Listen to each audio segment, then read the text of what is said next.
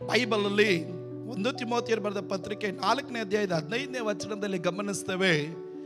ಜೀವ ಸ್ವರೂಪನಾದಂಥ ದೇವರ ಮನೆಯಲ್ಲಿ, ದೇವರ ಸಭೆಯಲ್ಲಿ ನಡೆದುಕೊಳ್ಳಬೇಕಾದಂಥ ರೀತಿ ನಿನಗೆ ಗೊತ್ತಾಗಬೇಕೆಂದು ಈ ಸಂಗತಿಗಳನ್ನು ಬರೆದಿದ್ದೇನೆ. ಯಾವ ರೀತಿ ನೀನು ದೇವರ ಸಭೆಯಲ್ಲಿ ನಡ್ಕೋಬೇಕು, ಯಾವ ರೀತಿ ನೀನು ಸೇವರ ಸಭೆಯಲ್ಲಿ ಇರಬೇಕು, ಯಾವ ರೀತಿ ದೇವರ ಸಭೆಗೆ ಬಂದಾಗ ನೀನು ಮಾತಿರಬೇಕು, ಯಾವ ರೀತಿ ನೀನು ದೇವರ ಸಭೆಗೆ ಬಂದಾಗ ನಿನ್ನ ಚಿಂತೆಗಳಿರಬೇಕು, ಯಾವ ರೀತಿ ದೇವರ ಸಭೆಗೆ ಬಂದಾಗ ನಿನ್ನ ನಡವಳಿಕೆ ಇರಬೇಕು, ಅದು ನಿನಗೆ ಗೊತ್ತಾಗಬೇಕು. ನಿನಗೆ ತಿಳಿಸಿಕೊಡೋದು ಯಾರು ಗೊತ್ತಾ? ಈ ದೇವರ ಸಭೆಯ ವಾಕ್ಯದ ಉಪದೇಶಗಳು. ಅನೇಕರು ದೇವರ ಸಭೆಯಲ್ಲಿ ಬಂದಾಗ ಲೌಕಿಕರಾಗಿ ನಡ್ಕೊಳ್ತಾರೆ, ಅದು ದೇವರ ಸಭೆಯಲ್ಲಿ ನಡ್ಕೊಳ್ಳೋ ರೀತಿಯಲ್ಲ.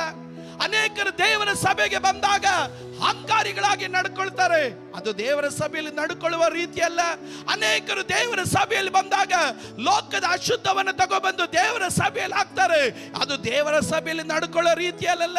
ಅನೇಕರು ದೇವರ ಸಭೆಗೆ ಬಂದಾಗ ಸ್ವಾರ್ಥಿಗಳಾಗಿ ನಡ್ಕೊಳ್ತಾರೆ, ಅದು ದೇವರ ಸಭೆಯಲ್ಲಿ ನಡ್ಕೊಳ್ಳೋ ರೀತಿಯಲ್ಲ. ಅನೇಕರು ದೇವರ ಸಭೆಗೆ ಬಂದಾಗ ಸ್ಥಾನ ಮಾನ ದ್ರವ್ಯಾಶೆ ಸ್ವಸುಖಗಳಲ್ಲಿ ಮುಳುಗಿ ಹೋಗಿರ್ತಾರೆ, ಅದು ದೇವರ ಸಭೆಯಲ್ಲಿ ನಡ್ಕೊಳ್ಳೋ ರೀತಿಯಲ್ಲ. ದೇವರ ಸಭೆ ಅವಕಾಶದ ಮಂಡಲ ಅಲ್ಲ, ದೇವರ ಸಭೆ ದೇವರನ್ನ ಘನಪಡಿಸುವ ಸ್ಥಳವಾಗಿರುತ್ತೆ.